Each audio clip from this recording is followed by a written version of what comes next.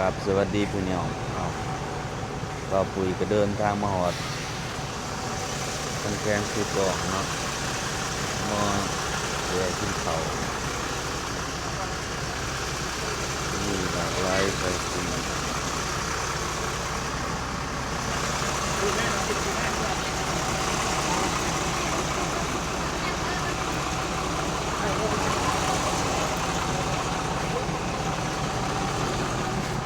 หน่วยเท่าใด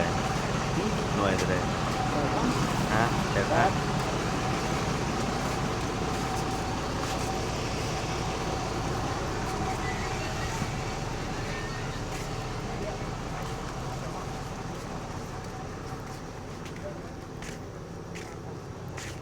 อันนี้เส้นทางตั้งแกงใส่กล่องเด้อพี่น้อง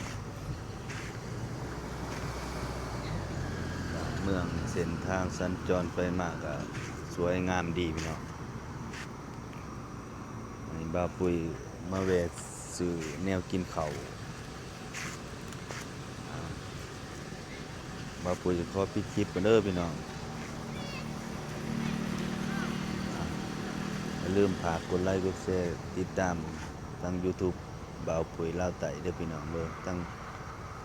เฮ็ดกับบ่าวปุ้ยลาวไต่